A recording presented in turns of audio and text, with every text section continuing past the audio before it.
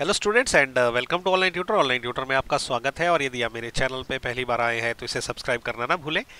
अभी हम लोग करेंगे क्वाड्रिलेटरल के चैप्टर की थ्योरम 8.2। तो थ्योरम 8.2 में इन्होंने बोला है कि in a parallelogram opposite sides are equal. तो ये बोलना चाह रहे हैं कि एक पैरेललोग्राम जो रहता है उसकी ऑपोजिट साइड जो है वो इक्वल होती है। ओके, तो इसका प्रूफ भी काफ़ी ईजी है। तो सबसे पहले हमने क्या करना है कि ABCD एक जो है वो पैरेललोग्राम हमने मान लिया है। अब इसमें क्या है, AC एक डायगोनल है। अभी हम क्या करेंगे ना, क्योंकि इन्होंने हमें क्या दे के रखा हुआ है कि ऑपोजिट साइड्स जो है वो इक्वल होती है, ऐसा हमने प्रूव करना है।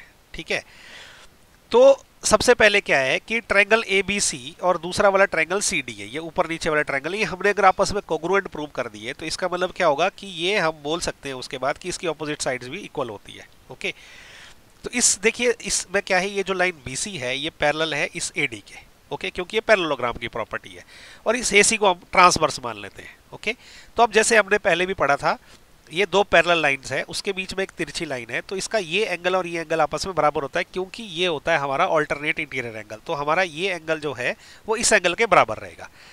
तो अगर मैं इसको अभी क्या एंगल 1 बोलता हूँ, ये वाले एंगल को, तो ये एंगल 1 किसके बराबर रहेगा, इस एंगल 2 के बराबर रहेगा। ओके, ऐसा क्यों होगा, क्योंकि ये ऑल्टरनेट इंटीरियर एंगल है, ये पैरेलल लाइन के प्रॉपर्टीज है। तो हमने दोनों अभी ट्रायंगल्स में क्या किया, एक एंगल आपस में बराबर प्रूव कर दिया। ओके, अभी इन दोनों ट्रायंगल में क्या है, ये जो लाइन AC है ये तो कॉमन है। ओके, तो हमने क्या किया, दोनों ट्रायंगल में अभी एक और साइड भी बराबर प्रूव कर दी। अभी क्या है, ये जो AB है ये पैरेलल है इस DC के। ओके, और ये जो AC लाइन है ना, ये अगेन क्या है, ये अगेन एक तिरछी लाइन है। ओके, तो अभी एक पैरेलल लाइन ये है, ये दोनों पैरेलल लाइन है, इसके बीच में एक तिरछी लाइन है, ट्रांसवर्स लाइन हम जिसको बोलते हैं। तो ये एंगल इस एंगल के बराबर रहेगा, क्योंकि ये अगेन ऑल्टरनेट इंटीरियर एंगल है, तो ये एंगल जो है वो इस एंगल के बराबर होगा। ओके, तो अब इसका मतलब कि अगर मैं इसको एंगल 3 बोलता हूं तो ये एंगल 3 जो है इस एंगल 4 के बराबर हो जाएगा। ओके, ऐसा इसलिए होगा क्योंकि ये ऑल्टरनेट इंटीरियर एंगल है, ये हमने लाइन वाले चैप्टर में पढ़ा हुआ है। तो अभी हमने दोनों ट्रायंगल में क्या किया, एक और एंगल आपस में बराबर प्रूव कर दिया। ओके, तो इसका मतलब क्या हो गया, अभी इन दोनों ट्रायंगल्स में एंगल साइड एंगल कॉन्ग्रुएंसी लग गई और दोनों आपस में कॉन्ग्रुएंट हो गए। तो अभी देखिए, तो triangle ABC is congruent to triangle CDA। अब क्योंकि ये कॉन्ग्रुएंट है तो इसका मतलब क्या कर सकते हैं हम लोग, अभी हम ये लिख सकते हैं कि ये जो AB लाइन है, ओके, AB लाइन DC के बराबर है, और ये AB है ये DC है, ये जो दोनों घूम रही है ये आपस में बराबर है।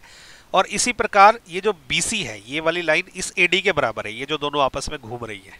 ओके, ऐसा क्यों होगा, ये CPCT से होगा। तो ये तो हमने प्रूव करना था कि इसकी ऑपोजिट साइड्स आपस में जो बराबर होती है, तो ये हमारा आंसर हो गया। ओके, तो इसी के साथ जो है थ्योरम 8.2 भी प्रूव हो गई।